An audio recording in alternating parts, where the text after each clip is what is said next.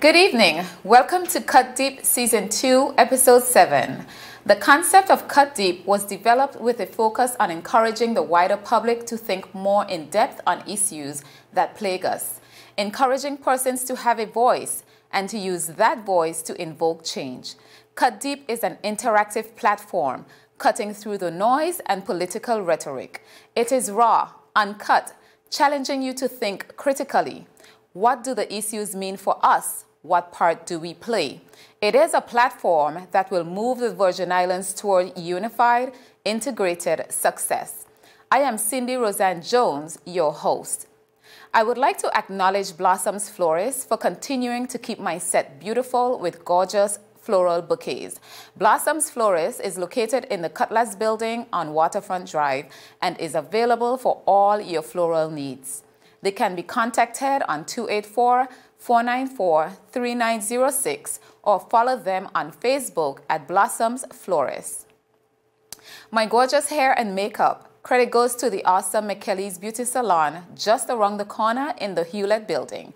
McKelly's is a full-service beauty salon offering services from head to toe. They can be contacted on 441-7404 or follow them on Facebook and Instagram at McKelly's Beauty Salon. I thank both of these beautiful businesses for their continued support of Season 2 of Cut Deep. We will take a short break and come right back with the show for tonight. The win! Oh! What are the hell? I'm freaking out! Is time.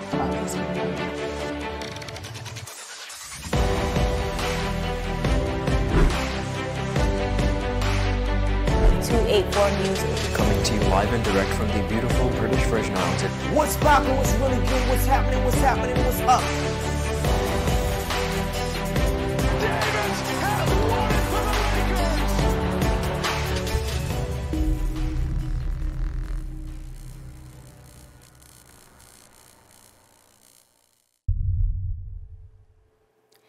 Welcome back. We're on Season 2, Episode 7 of Cut Deep.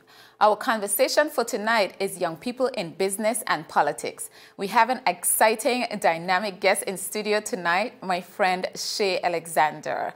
I met Shea in 2018 and I was drawn to his ability to discuss in depth many of the issues that are plaguing the BVI. I was intrigued by his knowledge as a young person. At that time, I think he was 19 or 20. Since then, Shea has ventured into business and he's what I would consider to be very driven and understands business really well. Shea and I will discuss business and issues tonight. Shea, welcome to Cut Deep. Thank How you so are much. you? I am doing very well, Cindy. How are you? Wonderful. So, Shea, I want to say that I believe that a lot of people run from this platform, Cut Deep. They just hear the word Cut Deep or they've seen the show. And they get nervous. They just run from this platform. But Yeah. here you are, so brave. And so I welcome you to the set of Cut Deep. Can you tell our guests or listening audience about yourself? Well, my name is Shea Alexander. Cindy gave a bit of a hint as to my age, which I'm not super comfortable with. I don't know what to tell you outside of the fact that I really do like business. I really do like the BVI. And so for that reason, I'm super excited to be here to talk about issues like that. And I don't know if we have the time, but I do want to tell the people that the story she told you of how we met is not entirely true. Cindy had a group that she did not want me to be a part of. And then I forced my way into it, and here I am a couple of years later, about to be the star of her show, the breakout star. So I'm really excited to be here today, Cindy, and I'm happy to begin. I love it. You're going to tell all of our secrets tonight? Or? No, just a few. Okay. Shea, you're a young entrepreneur, and so I want you to tell us about your brands and why you focused in on those particular brands. So I think the brand that most people are conscious of me being involved in is called Sakani, and that is a bit of a personal shopping / boutique experience where I offer what is termed casual luxury, so the brands that we're very familiar with, like Michael Kors, Tory Burch, Ralph Lauren, and Kate Spade. And then I have recently started offering luxury brands, so that would be like Ferragamo. What what else do I offer? I don't recall. Givenchy. Mulberry, very, very recently Givenchy and Versace. So I really just offer, I call it a bit of personal shopping because a lot of my revenue does come from actual special orders, but it is a bit of a boutique because you can also get something out of my stock. And it has been nothing short of tremendous. I think the way the business has grown, I don't even like to take credit for it because I cannot tell you honestly that it's where I expect it to be. I have tremendous support. I have extremely wonderful clients, and the BVI is a really lovely place to do business in if you really want to focus on what you want to do. Networking is important. Networking is critical. I think that's something you know about me. I am very proud of the network that I command at the age I am at, and it has been a huge part of my success, both with Sekani and with Indigo, which is another brand that I have been operating for quite some time, but I'm not ready to talk about it just yet. But I think you're personally already familiar with a bit of what that's like. You do not have a storefront, and I find a lot of the new businesses coming up, they don't have storefronts. Quite a few of them are online, which is a good thing. It saves you a lot of money. But talk about that, having an actual physical product like designer bags, and you don't have a storefront to show, but you move your product like... So this is what I would say, and I'm really glad that is the second question you asked, because it is a very simple question, but I think down to its fundamental level, it addresses something that's critical that I think we have to be able to understand in the BVI, which is context. So obviously, even myself, when I started the business, a big thing of mine was I need to have a storefront, I need to have a location, but you have to understand the context of where you do business. It's very expensive to have real estate in the BVI of any sort, particularly commercial. And I think the size of the market, until you command a large enough market share, you don't want to have that sort of investment that's not going to return anything to you. So I looked at, and that's why I said personal shopping, I looked at what, high net worth individuals do. They don't necessarily go into Gucci or Prada. Oftentimes they have somebody come to their office, hey, I brought you some bags to look at. And obviously when you have the sort of money to spend on Givenchy and Prada, you have a space in your office somewhere that you can entertain. Or it's done by appointment. Yeah, and that's how you actually have those looks being done. So I think the wider point for me is you want to really spend some time looking at the context of your industry and your market and figure out how you can compromise on doing certain things. I do want to have a storefront. I do plan to have a storefront, but as of right now, it's not necessary and it's not necessarily possible. So it's coming to come, but I'm doing well as it is, I think. Yeah, I think you're doing very well. And research and understanding the market, yes, it's very important for business ventures. Now, I'm going to ask you, but I think I'm familiar, but your companies are incorporated. Yes, they all are. Tell me why you made that decision. I made that decision because I don't know why, because I'm not like a liar or anything, but I have always for a very long time I've tried not to say necessarily where I work, but most people do know where I work, and because of where I work I understand a lot about business, and so I understand the protections that you get from having a company, but additionally to that I understand the legal need to be separate, because particularly in businesses where you get high amounts of cash coming in, even if you're spending that cash on the business, you get high amounts of cash coming in, the temptation to spend that money on yourself, which I fell into that trap very deeply, is great. So I found that incorporation, the separation in the bank accounts, separation in terms of legal terms and stuff like that, I felt it protected me from spending my money on Sekani and spending Sekani's money on me. So right now, I have really grown to the point where I treat myself and Sekani, in this instance, as very separate. Sekani pays me every month. I get a really good employee discount when I'm buying stuff, and then I don't spend its money on myself. So I pay Sekani for product, and Sekani pays me as an employee. And in doing that, Shea, yes, there are all the protection methods that come with incorporating a company.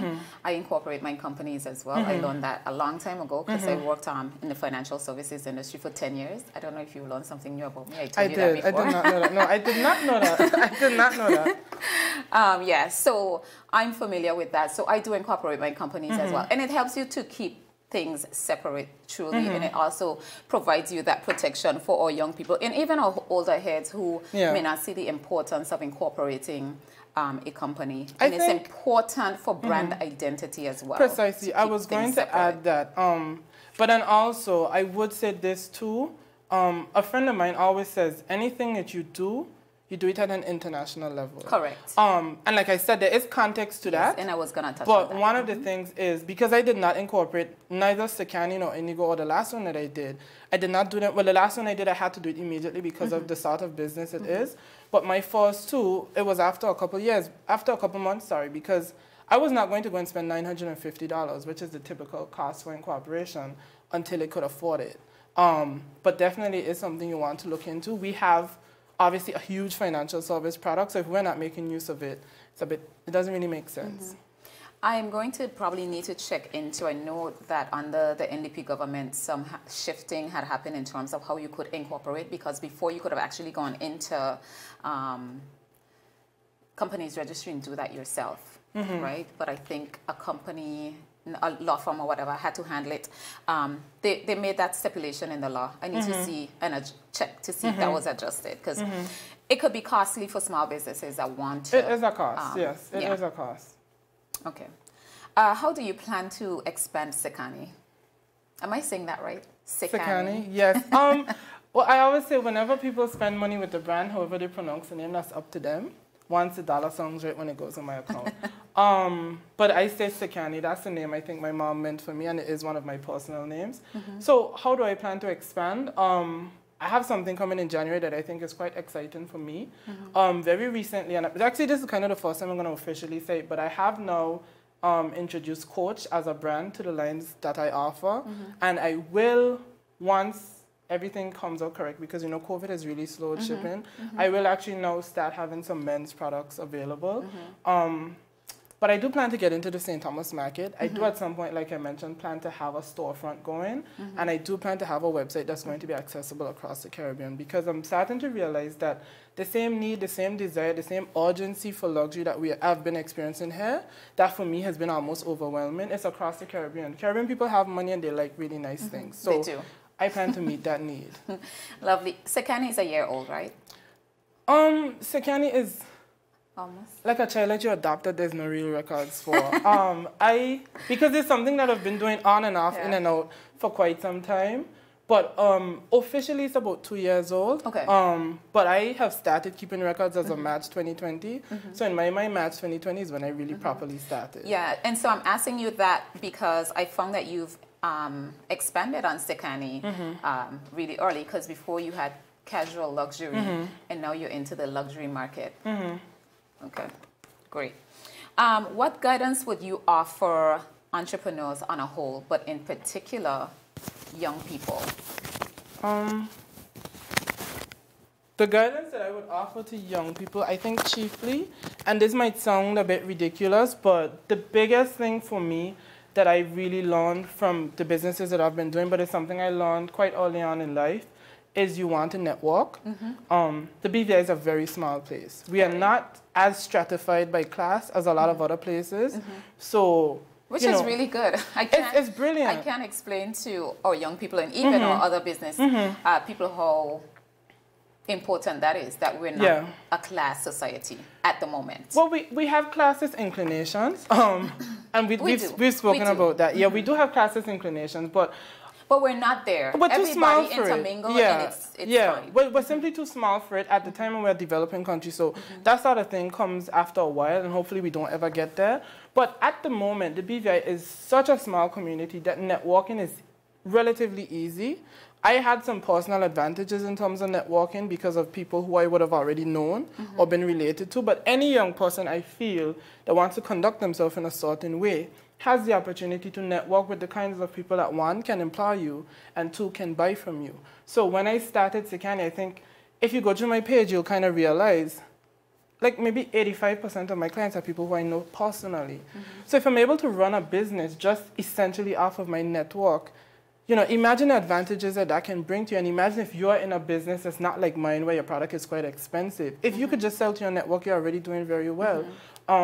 But in other ways, even with the incorporation process, today, and I think sometime last week, I had 2 conversations around how that should work with heads of industry. Free conversations. They offered me really good advice, and all of it was free just because I know these people. So critical to me is networking. Critical to you, yes, and critical to any business. It's very important, and quite often I would hear people say, oh, I'm not going to this place or that place because I don't like this person or that person. You don't really need to like anybody to build your business or network. It's not about building friendships. Yes, you can make a friend. It's about building but it's about relationships. building relationships so you can move your business There forward. are people who I can call on for my businesses and for personal reasons who I personally don't like, and I'm confident that they don't like me. But we understand that we have a mutually beneficial relationship. And Exactly. like I say all the time, I know people don't like it, but that's big people things. We talk a lot, especially on Facebook, about, people only support the popular. There is some truth to that. We're not the most merit-based society. But you have the opportunity to become popular. I became popular with, women who have some money and who have really nice jobs because I wanted to sell to them. Right. And now that I'm going to have men's products, I guarantee you I'm going to start becoming popular with men who have some money, because that is the nature of business. It's Yes. about going out there and first selling yourself, so that when you have a product, there's already that relationship that you now capitalize on. Correct. I see vast potential for unique business growth for the BVI. What industries do you believe entrepreneurs should focus on? What exciting business opportunities do you see on the horizon for the BVI? Well, first of all, I see many. I do see a lot.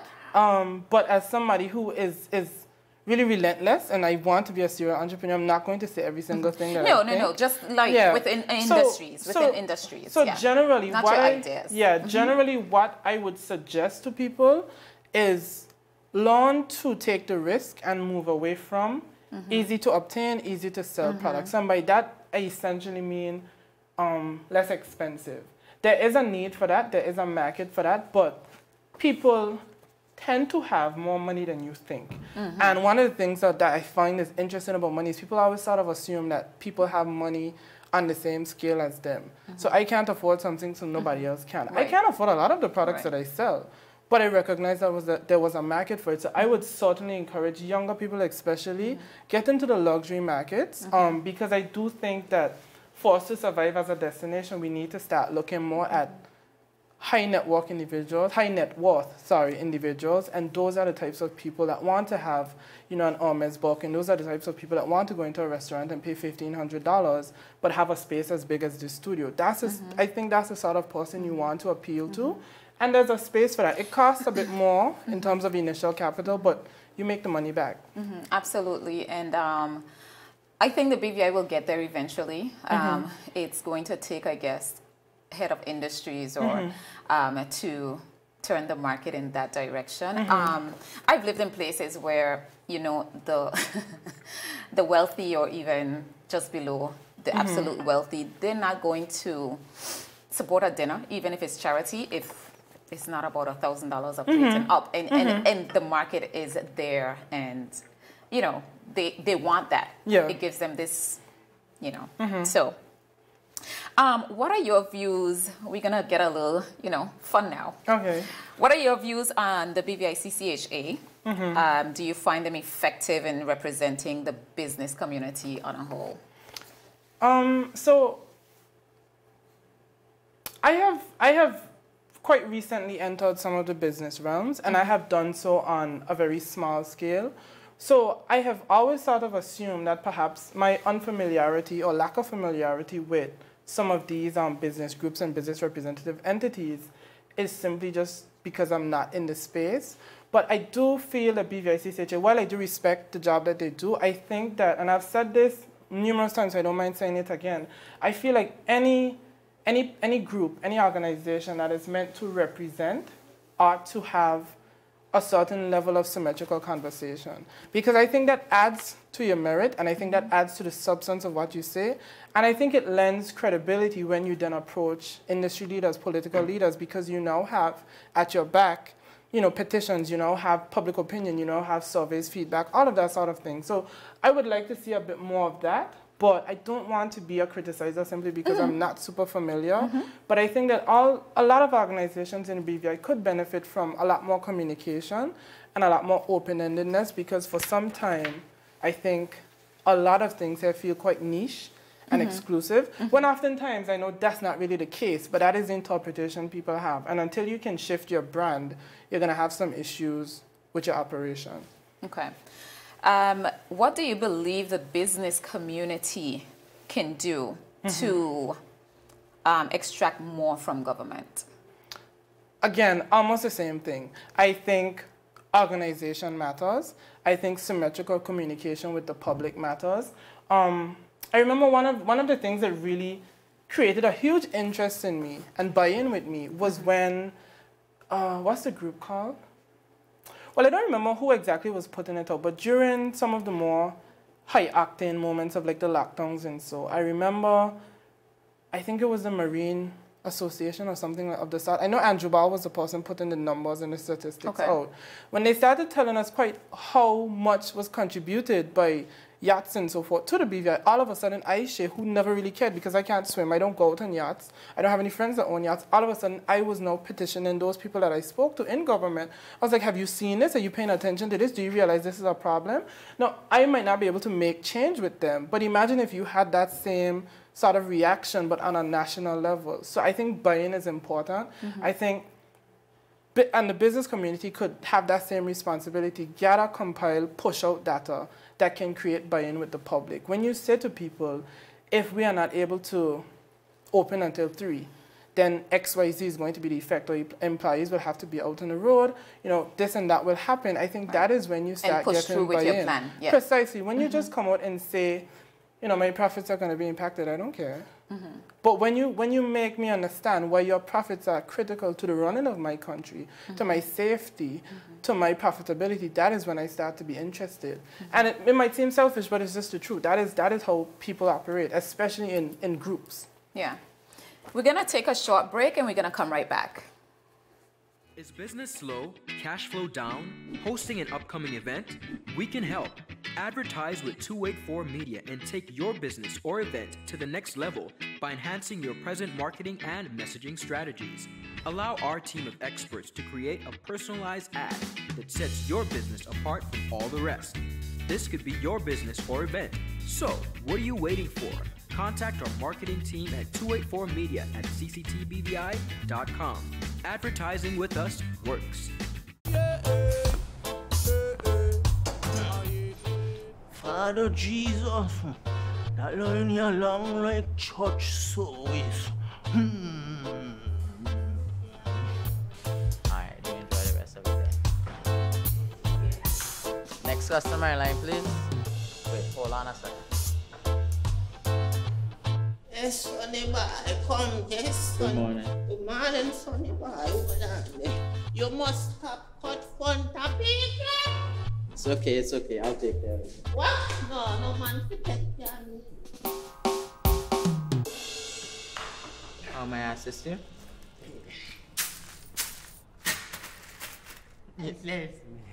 You want top of power?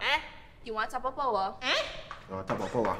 Join the prepaid party with CCT and enjoy more affordable data plans, more top-up promotions, more savings with hero bundles, and more value for your money each and every Tuesday with Top Up Turn Up Tuesday. Visit a CCT store today or anywhere CCT Top Up is sold and top up your phone. 5, 10, 15, 20, 25, 30. You want top of power? Welcome back to Cut Deep, Season 2, Episode 7. My guest tonight is Mr. Shea Alexander, and we're discussing young people in business and politics. So back to you, Shea. We're going to get a little technical with the questions because you know this is Cut Deep, but I'm never in a position where I'm willing to compromise my guests, so you can feel comfortable. I will. What has this pandemic taught you about what industries should transition away from?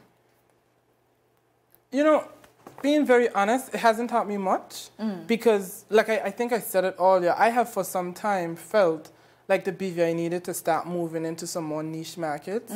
I don't think the Sun Sea thing is selling. And this is not from a tourism perspective, but obviously we do have financial services. And it is quite damning that when you speak about our economy, you only speak about 2 things. I think that in itself says something that's quite dramatic. But speaking of tourism, I felt for some time like we needed to start focusing on niche. Cutting across to an illustration that I could relate to, the effort that I put into selling one Michael Kors bag for $278 is the same as the effort that I put into selling a Ferragamo bag for $2,300. But one is making me a lot more money. So I think at some point we need to start saying, how do we get to Prada? How do we get to Ferragamo? How do we get to Gucci? Because that's where the money is. And what COVID has sort of doubled down on is the idea of moving away from bulk, moving away from big numbers. I think there have been environmental reasons to consider that. I think there are cultural reasons to consider that. And now I think we need to start looking at the financial reasons to consider that, because I do think while it will take some shifting around, while it will make a lot of people uncomfortable, and while, yes, unfortunately, some industries, some businesses will die, you will have a lot of new life coming out of that, because I think that is the way we as a small destination, with the unique topography, the unique culture that we have, that's the direction I feel we should have gone for quite some time. And when you say businesses will die, I want you to expound on that a little bit more, because I know the community is a little fragile right now, and there are people that have lost their businesses or are losing their businesses. But what I'm gathering from you is maybe not necessarily the death of the company, but seeing where they can transition to. No, that's not what I'm saying. Okay. I know. You tried to soften what I said, and I know this is probably going to get people very upset. I know one news site in particular is probably going to make it seem like I said all businesses should die and the BVI should just burn up, but that's not my intention. I think whenever you have like what you could probably term an economic revolution, and that is what COVID is forcing on you. You either evolve, you either have a revolution. Well, that's what I was saying, evolve. Okay, but the what is antithetical to evolution is death. So there are certain times, certain epochs, especially in financial growth, where a nation has to start cutting off. The cutting off is not the death of individuals, and in some instances it may not be the death of people, of businesses, but some businesses will have to die. And that's just the truth. For example, if you, I don't know, I can't think of an example, but some businesses just, there has to be a point of evolution, and that is why I feel like you want to train an entrepreneurial community, because I think the difference between an entrepreneur and a business person runs a business, an entrepreneur has ideas consistently, constantly, they evolve, they change. So Sekani might die today, and I'm prepared for that. That could be something that happens. In fact, I considered that when this started. I said, you know what, the first thing people stop spending on is something like luxury handbags, and that's a reality. Business is about reality. But is that a reality? It could be. It hasn't been. It has fortunately, not been. The luxury market has not. It hasn't contracted. Taken any blows during COVID. Well, mine hasn't. But no, some potentially have. So if you look around, there were reports coming out, from places like China and so forth, and how much money people were still spending on ultra luxury goods. So well. Precisely, because the upper class has not lost money. Correct. The storefronts are closing, but the businesses are... They're surviving. Yeah. So, that's kind of the point. You will have businesses that transition. So they might go from a storefront to online. They might go from, kind of like what I did. I haven't dropped off casual luxury, but they might go from casual luxury to real luxury, more expensive pieces. But in some instances, businesses will die because the market changes and it disallows them from continuing to make money, or at least making money at a point that makes sense. But I think if you build entrepreneurial capacity and you continue to give your people opportunity and education and making them aware of what's there, they can quickly pivot. So yes, Sekani dies, but then Indigo does very well and Indigo pays my bill 2 times over. And vice versa. I think that could still happen, and I don't see it as every single or huge amounts of businesses dropping off. But there will be some businesses, just like always happens, that just die. But I think if you build people that really are entrepreneurs, they can shift, they can pivot, they can move to something else. And that's in our spirit as Virgin Islanders. I think so, yes. We're entrepreneurs. I listened to a podcast which had an interesting take on tourism. I think you just touch on it, but we can go a little further. What shape do you believe tourism in the BVI should take going forward? Well, I did just, like you said, I did just touch on that. And I speak to that very carefully because I know I'm not in the industry. I have never been significantly involved in the tourism industry. I don't understand every single thing about it. So I would preface this by saying this is my personal opinion that perhaps is built on naivety, but I will answer the question as best as I think I can.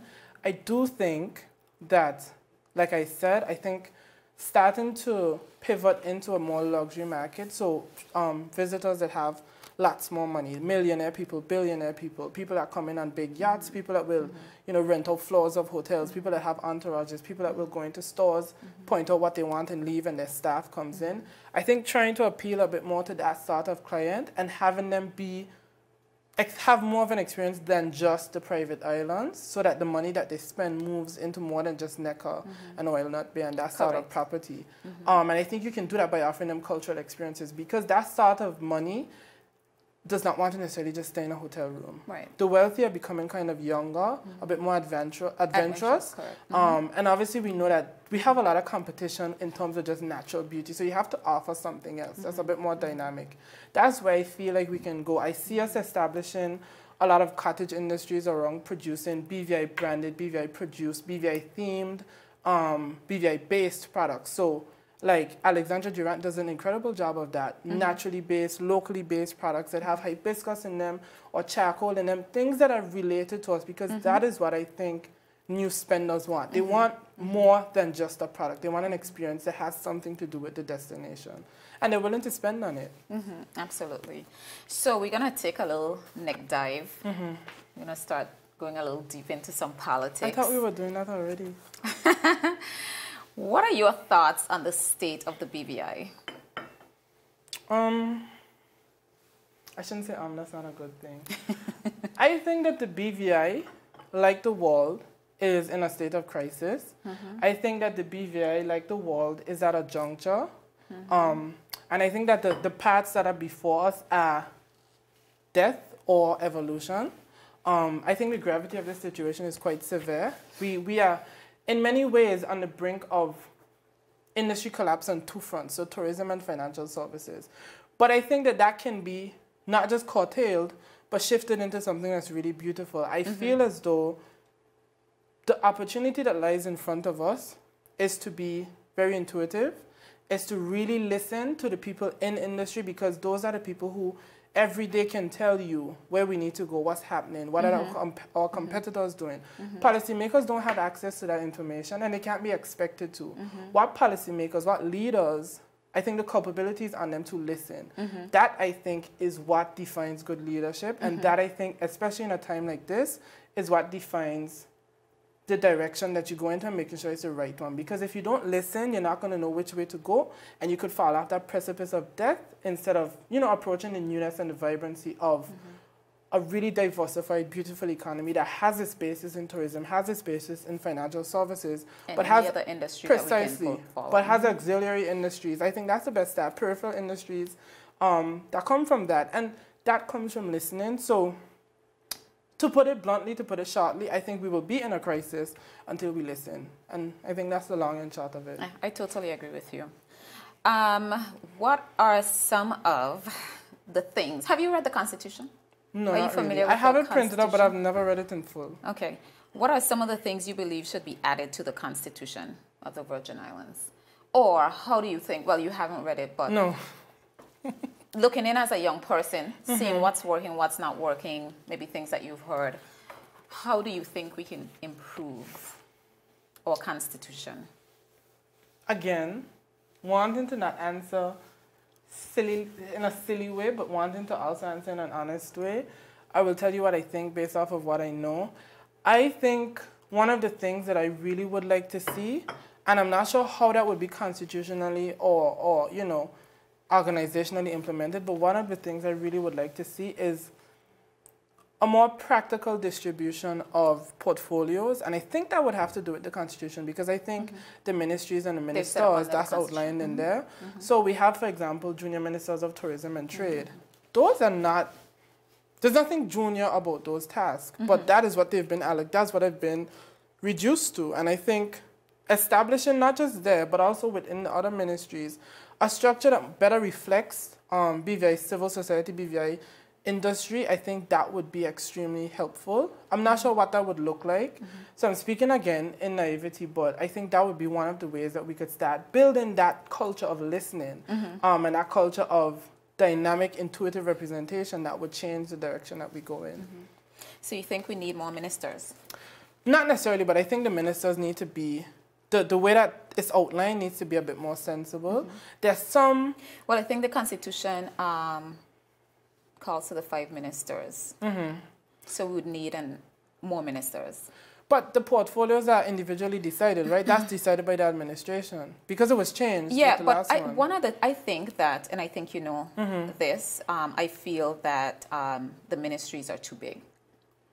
I agree. So that's where the problem comes in. So if you have a minister for health, communication, say that ministry, right? He's the minister. So anybody that comes under him would be a junior minister. So what we would need is an expansion on ministers, I think. I'm for that. I think it needs to be expanded. And the ministries need to be broken down a bit more. So yeah. Okay. A tough question. Are you willing to rate the performance of the current administration? Rate it on what? Like, what are we looking at? Just overall, let's pretend they're listening to the show. What pointers would you give them for the next 2 years, perhaps? So if you rate them on the past, by February, it'll be 2 years. So if you maybe rate them on those 2 years and what they can do moving forward. So what I'm going to do, I'm not going to rate anybody, unfortunately. I know you probably thought Shea is very candid, but Shea is not silly. But what I will do is I'll tell you, actual pointers, I'll tell you what I think they could be. Number one, I think there could be and I've said this on every platform that I have, there needs to be more listening. There was a point quite recently where it seemed like we were shifting to a more engaged administration. I feel as though what the idea is that this is a crisis. We need to be fast. We need to be urgent. And sometimes in that sort of moment, you think the best thing to do is to just make a decision. So like, you know, there's a fire, you just pick up your child and you go. But I think we need to stop and listen because haste is never a good thing. It can be sometimes, but in emergency situations. At this point, COVID is not an emergency. It's an extended, prolonged crisis, but it's not an emergency. There's no real need to rush and be urgent. What there is right now is a need to be sensible and a need to really make sure that you're on the ball. And I think, again, you do that by listening. My biggest tip to the administration, as it would be to anybody in any sort of leadership role, would be make sure that you're listening, one. Two, make sure that people know that you're listening. Because sometimes there are actually conversations being had, but the general public isn't aware. Right. So that doesn't instill any trust because we're not conscious of the fact that you were doing whatever research, whatever conversations, whatever engaged sort of leadership model you have, we're not aware of it. So that I think level of transparency would also be something that I would recommend that the government really tries to implement. I think across administrations, across time, that has been lacking. So whenever things go really poorly, is when we start saying the administration, the government, the VIP, the NDP doesn't listen. But I think truthfully, for a while, there has really not been any conversation. Right. I think it's just that because things have been going okay, it's like, yeah, they're not listening to us, but who cares? Things are going well. But now you're not listening and things are not going well, so now it's kind of doubled down. And the impact of it is really starting to create an anxious public. And anxiety in the public leads to crime, it leads to dissolution of trust, all of that, negative things that you don't want to happen. Absolutely. How do you plan to impact the political season the next time around after pulling off a successful debate over there in Virgin Gorda? I think that was quite impactful. Well, thank you. Because in past years, you couldn't bring these guys to the table. So I thought it was great that you were able to achieve that. So what kind of impact are you looking to... Well, firstly, have you given it any thought? Firstly, unlike some of the other people, I will not take credit entirely for what was done. It was a team of 6 or 7 of us, I believe. There was a brilliant idea when we executed it very well. I want to say this, and this wasn't really your question, but I don't get on TV much. So bear with me. I do really want to make this point. The debate was not a function of Shea or Sasha or Adriana or Akeem or Rhea or Trevor, and I hope I just listed all the names. I think I did. It was not a function of our intellect or wit or tenacity. The debate was a function of the public of the 9th district because we wanted something and we did it. We did not say, and this is what I keep saying to people, we did not say, hi minister, well not minister, I keep saying minister, hi candidate Wheatley, hi candidate O'Neill, hi candidate DeCastro, we would like to have a debate. When works for you? What we said to them was, there will be a debate on XYZ time. We would like for you to be there.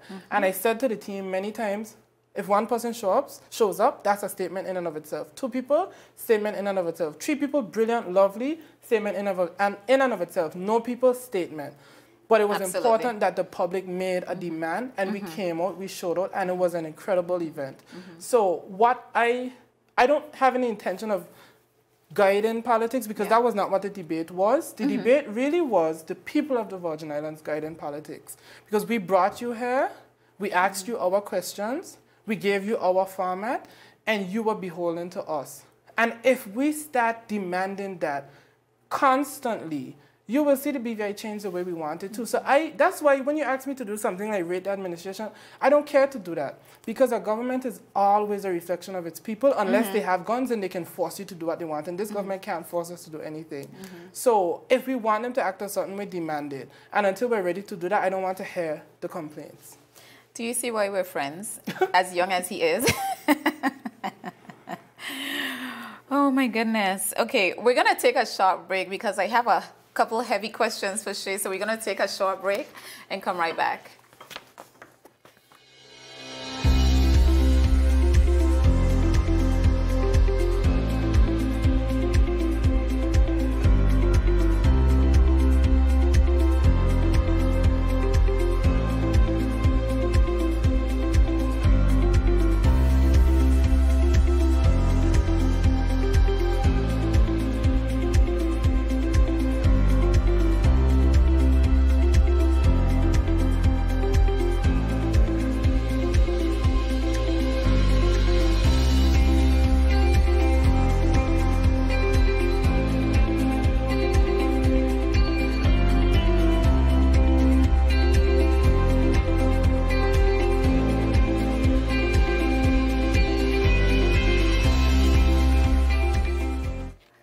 Welcome back to Cut Deep Season 2, Episode 7. I have the amazing Shea Alexander on the show this evening, who I love so much.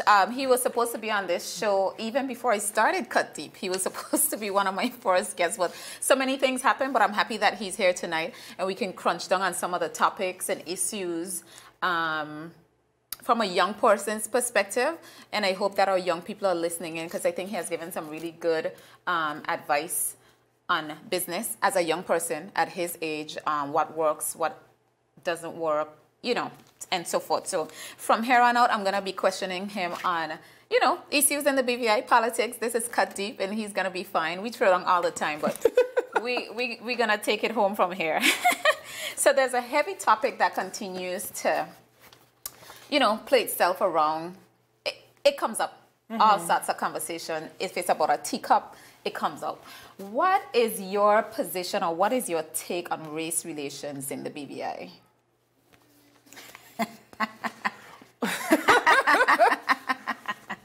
Well, so yes, I love this guy. And I almost said the thing you told me not to say, so I won't say that. Well, first of all, if you want to know my take on race relations in the BVI, you should definitely add me on. Well, no, actually, don't follow me on Facebook. I think that the BVI has built an economy on service, right? So financial services is about serving people that have tons of money. So when you serve people that have more money than you, and you want to keep them happy, there's a way that you behave, and I understand that. There's that video of that girl saying, you know, I did it for a check and you would too. You know, there's a way you operate, and I understand that. I get that. I appreciate it. I would do it too. And then tourism, of course, same thing. So I think that and our history of colonialism has created a certain sycophancy to what we perceive to be superiority. And across the world, there is an idea amongst people of color that has been beat into us in many instances, particularly as Caribbean people, that white is right, white is better. People that have a different accent than you are superior to you. People that come from somewhere else are superior to you. So I've come to learn something quite recently that is so interesting, which is that people say a lot of people don't come to the BVI as racist or as bigots or as people that feel superior. We teach them that, right? Because if I came to your studio today, you gave me this really, as you said, this is a bougie tea leaf, right? I come to your studio today, you give that to me. I'm not accustomed to that. But you make a big deal of it, and you make me feel like, shit, this is what you deserve. Right. The next time I come, I want it again. And the next time I come, I want it again. And I start to feel like when I'm in front of Cindy, she need to give me a tea leaf with a thing, because this is what I deserve. Because that is what you have taught me, even though that is not what I knew. So I think that before we can address, some of the imported bad behaviors, we need to first address what in us allows it to happen. And you'll notice that's a consistent theme with me. I only ever speak to my peers. I would never tell the government what to do. I will tell my people what to demand. I will never tell white people not to be racist. I will tell black people not to accept it. Because I can't tell them what to do. I'm not them. I don't know why they do it, but I know why we should not take it. And I think we've come to associate in so many ways, whiteness with money, whiteness with class, whiteness with this, which is quite stupid, that we continue to allow certain things to happen, because in our minds, even when we don't accept it, again, this is better than me, this is superior to me, this is what I should aspire to. And if we don't shift our industry setup, because at the top of everything that makes money in the BVI, it's not people that look like me. So growing up as a child that had good grades, I never felt interested in entering tourism or financial services, because I never understood that was something I could do. In the back of my mind, you had to come from somewhere else and have an accent to do that. Now I don't have any interest in it, but how many other young people who are brilliant, who have something to contribute, feel like that as well? If we don't change that makeup, that mindset, we're not going to change the makeup, and we'll continue to have these attitudes. And, you know, it's not like it's a very different issue than it is in the US, where you're a minority. We're a majority, so why do we allow it to happen? So what are some things you think we can do to change the makeup, or what's at the top? No. Well, again, education is key. Administrations and keeping their foot to the fire. I would say this. I have never voted for two reasons. The first time I was old enough to vote, when I made 18, the NDP snapped the election to February, so I did not make 18 in time. Because you were in school? Yeah. No, but I was here. I was here. I didn't make 18 in time, because obviously it's wrong my birthday. Normally, they snapped it to like February, so I didn't get to vote. I wasn't old enough. Second time I was in school. But I was here when the now Honorable Shea de Castro in the Virgin Community Center spoke about how she would get locals, young locals, brilliant locals into these industries. I have written speeches for politicians, and I have never been as moved as I was by a politician speaking. I cannot say that I have seen what the intent was. I've not seen it executed, but that is where we need to go. People like Ayanna Hall, people like Clyde Letson, I'm not sure, Clive or Clyde, I'm not sure. Those people that are big in the industries that really bring us money, we need to start getting them out there so that we can see them and say, wait, Ayanna sounds like me, Clyde sounds like me. If they can do it, I can do it. I want to get there too. But what can we do to get them out here? Because I find like a lot of people fall back. And they're like, oh, I have my life, I'm going to protect it. And so we just leave everybody else behind, especially the young people. They're out here, you know, what is it, treading the water, and they just can't get in or figure out how to maneuver themselves. So what can people like Clyde and Ayanna do? So there are two things. And the first one is, and I'm not trying to make them victims, because they're certainly not. Your names just came up. So let's just do it as that. Any industry leader in financial tourism and financial services and tourism, any industry leader. And I mention them because they're people that I really admire and have had the privilege of working with. But any industry leader, I think part of what we do as a society is we push them into a box. Right. Because when I got into the space that I'm in, obviously, you know, based off of some of the brands that I called, and I'm not trying to speak about my cost or anything, or how much money I make or whatever, but I think it's it helps to illustrate the point. A lot of people, let's take you. Let's say you buy Givenchy and you know, Prada and what's not. Oh, but Cindy's so hearty, Cindy's this, Cindy's that. And I would approach these people thinking, Lord, should be on your P's and Q's because they're so funny. And they're regular people. Yeah. But we, I think, have decided that once people start making a certain amount of money, you should ostracize them. And you should say, oh, they think they're better than people that this and that. And we're good for that. We do that. As soon as we think you have something going for you or you think you're better than me, Nothing has changed about me, but you're projecting insecurity. Yeah. But anyway, I think that if we start allowing these people to take their place in society, and at a national level too, because our governments continually seem to prefer importing intelligence when we have it right here.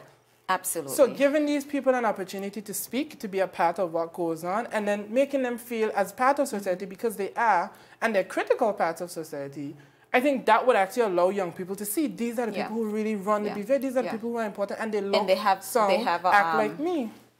An example to aspire to. Yeah, because it's important to see people that have something in common with you to aspire to, especially when you're very young. A lot of people, you know, debate that idea, but it's proven psychologically. Young people need to see people that look like them, sound like them, are similar to them to aspire to be like. Okay. It's important. As a young person in this type of society, and I refer to forms of victimization and bullying that are kind of embedded in our society, you are daring, opinionated, strong in your position, and very willing to state your position no matter what. It is difficult to do that without some sort of backlash, I can tell you. How does it, have you ever experienced any of this behavior, and how does it make you feel? How do you handle it? How do you feel as a perspective, from the perspective of as an entrepreneur?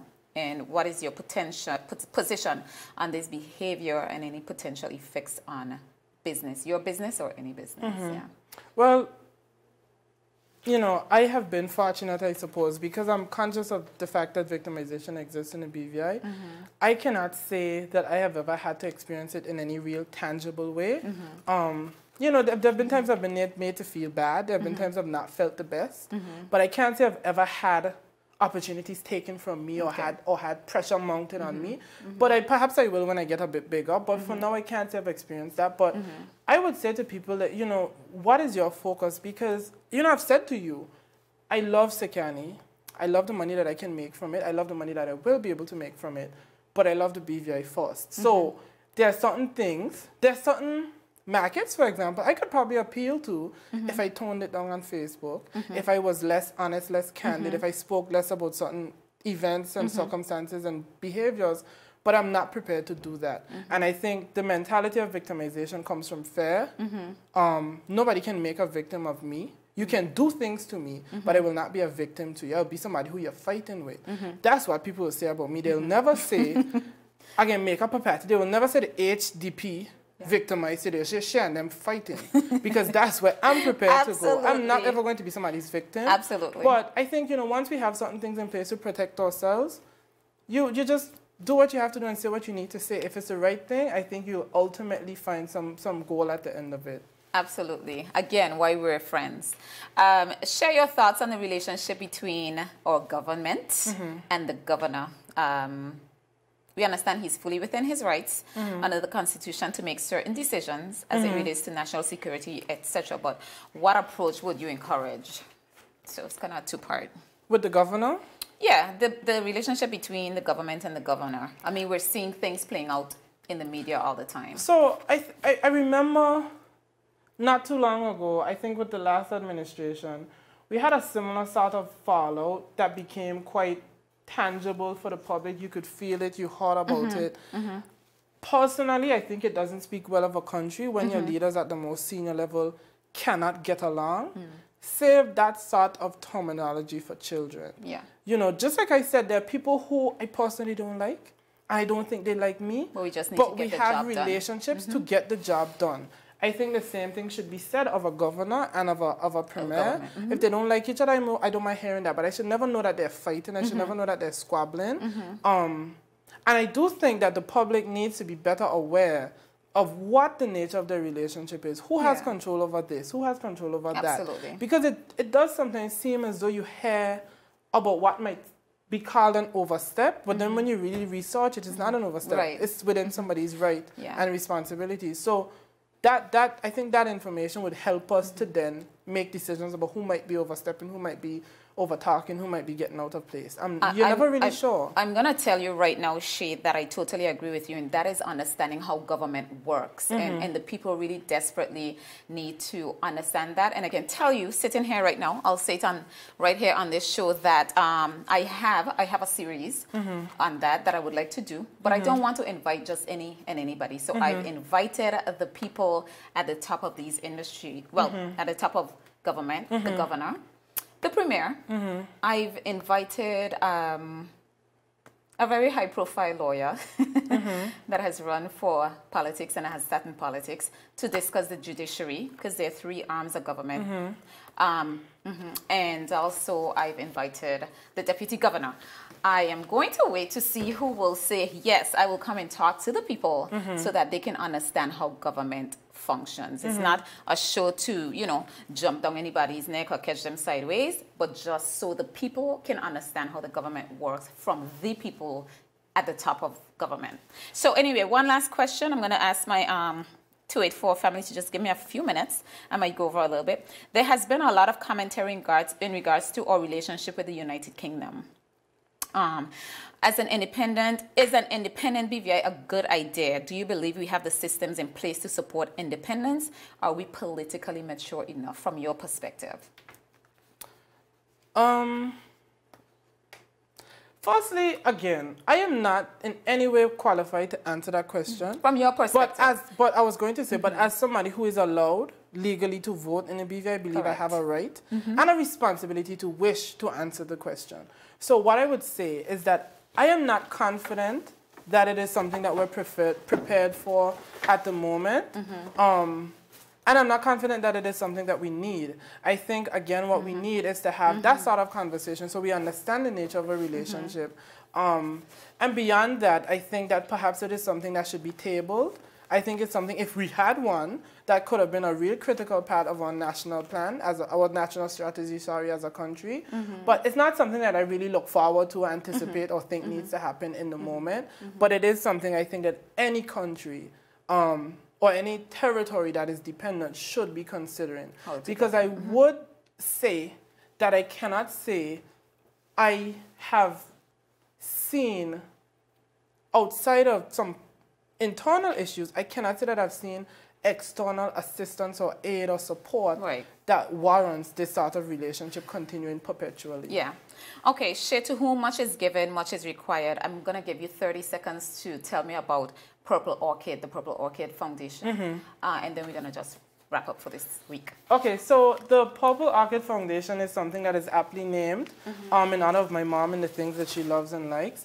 What it is when what I studied in school, part of what I studied was social sciences. And I will say this now, yes, I did actually go to school. A lot of people don't know that I went to university and I got a degree because of the fact that I was always at home, I was always commenting, and I never posted about school, and I was intentional. I have a bachelor's degree and I plan to get a master's. So I learned a lot about socioeconomic disadvantage, and I learned about how it can compound on itself and keep people from obtaining what their intellect and tenacity and wit should make them be deserving of. So the Purple Orchid Foundation, though not launched, so I'm not accepting any support outside of what I put into it yet. What it is it's going to be a foundation that aims at trying to level off some of the inequalities that persons of disadvantaged backgrounds face, particularly along the front of networking and education, because I think those are the forms of capital that matter most in the BVI. Thank you, Shea. Now, I want to say thanks to you, Shea, for coming on the show.